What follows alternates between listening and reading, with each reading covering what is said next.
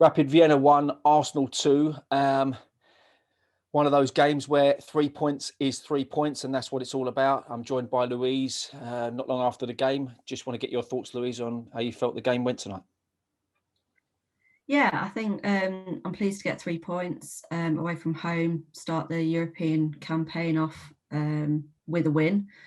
Didn't think it was the best performance. The first half was really dull, to be honest. I mean, we didn't really do anything. They didn't really do anything. The biggest thing that happened in the first half was the referee got his card out a few times. I think he was very card happy. Yeah. The ref tonight. Did you notice as well that everything that got shouted for, he seemed to give, like he just yielded really quickly? As soon as someone went foul, he went foul. It just felt like that. It felt like the players were controlling the ref rather than the other way around. Did you notice that, or was it just me?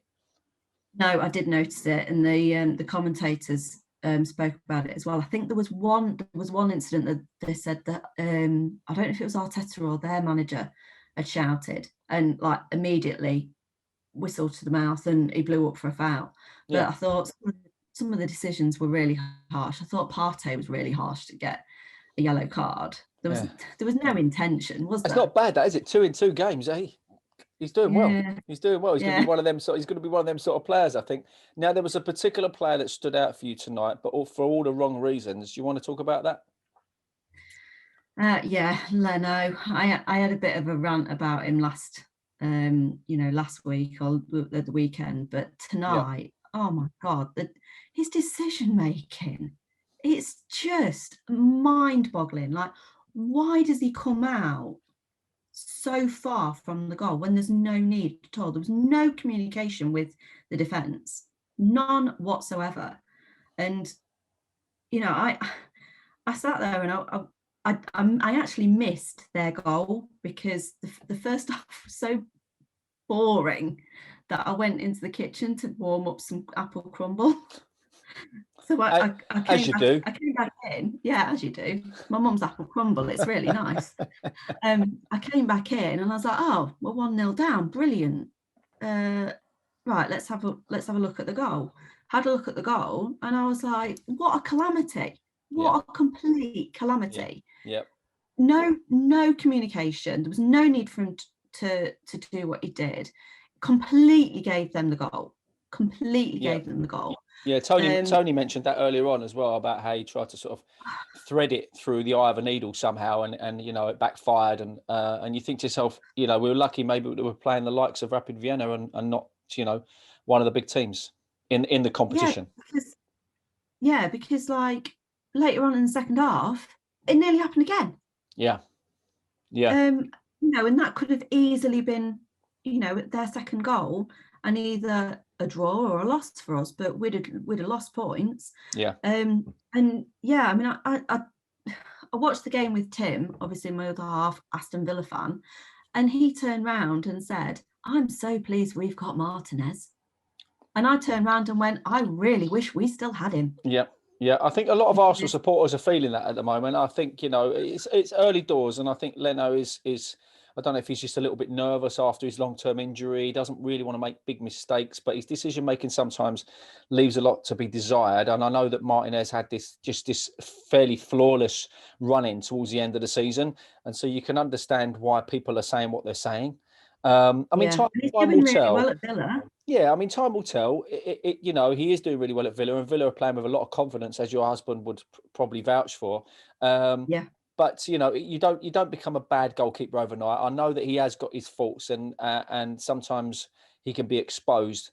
But I think generally, he's okay as a goalkeeper. I think he'll be okay, and I think once he's settled back in. But having said that, this playing out from the back lark that they're doing as well is seems to be annoying a lot of people, and I think it's I don't know how much more of it, especially when you're playing a team like Vienna, who haven't really got any sort of anything going forward. So nowhere near the likes of some of the bigger players in the Europa League. So you think to yourself, well, if you're going to make mistakes, you need to make them against the likes of Rapid Vienna and Dundalk we've got coming up, because otherwise you're going to get punished in a big way against those bigger teams, aren't you? Yeah. I think, give the new lad a go in the Europa League. I did say that to someone earlier on. I mean, why not play Yeah, Runarsson? Give him that opportunity. But then yeah. maybe what Arteta will do is might play him once we seal a decent run, with a few games or 4 games, and we know we're qualifying out of that group. Then I think maybe he'll do that for last. He'll rest Leno and for Premier League and all that sort of thing. Maybe he'll do that. What do you think? Yeah, maybe. I mean, I know that a lot of Arsenal fans won't agree with what I'm saying, but I just don't think Leno's good enough for us. I really don't. Well, time will tell. That's okay. You're allowed your opinion, and everybody else is allowed theirs. And I'm sure if people want to comment, if they want to disagree with you or me, they can do that in the comment section below this video. Now, how do you feel quickly about the fact that Oba came on and did what he did and went through the middle? Yeah, I thought when Arteta brought Oba and Bellerin on, the game changed. It was really nice to see them link up for the goal. And Oba scored, obviously, his first goal since signing the contract. Absolutely. So Hey. yay! Hopefully that'll do his confidence a bit of good. And yeah, I think the outstanding player was Partey. Yeah, I think you and everybody else are saying the same thing. Yeah, he absolutely shone tonight, and it's a sign of things to come. I think he's given him a good run out tonight, and I think he's shown that he's very comfortable on the ball. Although I did say to Tony earlier on that I think he will he's going to be quite reserved for the first maybe half a dozen to 10 games, and then he'll start coming out. He'll start understanding where he's supposed to be and what the players are like around him. So it's going to be interesting to see how he develops, even though we know he's he's hit the ground running. So hopefully he can now transfer that into the Premier League. Yeah, because I thought like I said, I thought he was brilliant, with boss midfield. It was just the way that he anticipated the danger and he intervened. He got them tackles in, he broke up play, and then going forward, he made some really good passes forward. So yeah, really, really pleased with him tonight. Yeah. But great to see Oba on the score sheet. And, like I said at the top of this segment, a win is a win, and we move on to Dundalk, and hopefully, we can get a win against them. I don't see why not. And then hopefully, another couple of wins, and we're pretty much through. And then he can start resting players. Then that's the main thing, isn't it? He can start resting those players. And that's good that Partey's doing what he's doing, which means that he's had a game under his belt now, a game in a bit, and now he can go into Sunday knowing what he's supposed to be doing. And I mean, it's going to be a much harder task and test against Leicester, but at least he's got that game under his belt, right? Yeah. And Gabriel played brilliantly as well tonight. He's a Rolls Royce of a boy, isn't he? He's going to be our Van Dijk, I think. If he stays fit. Yeah, let's hope he stays fit. Oh my goodness, yeah. Well, we're like with centre halves. We like to see them injured, don't we, more often, but than not. But again, it's going to be interesting when Pablo Mari comes back as well. Yeah, I think it's going to be good to have a bit of competition. Yeah, they've got to play well to stay in the team. I think that's going to work in our favour, definitely. Yeah, absolutely. Well, we'll be seeing you hopefully at some point over the weekend. Regarding the Leicester game, we'll get your thoughts and feelings on how things go on Sunday against Leicester. But for now, thanks for joining me. It'll be a win. Yes, well, let's hope so. And we can start gaining a bit of momentum again after after the Man City slumpy kind of feeling that everybody got. But hey, early days, and we've got some big games coming up. So if we can take some points from those, then that can only be a good thing. But thanks for joining me, Louise. I appreciate it.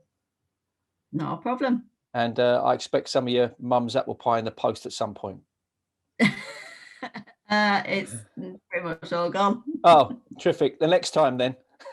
Thanks very much. Next time. See you soon. Thank you. Thanks. Now, if you want to press that subscribe button, make sure you hit that subscribe button. It really is important to us here at GoonerTube. Hit the like button and don't forget to hit that notification bell. That means you'll never miss another bit of content here at GoonerTube. We're a young channel, but we're growing, and you can help us grow by telling everybody about GoonerTube and the content that we're putting out. There's lots more content to come as well. So we're really looking forward to doing that for you. And hopefully we'll see you on the next one. Take care. See you soon.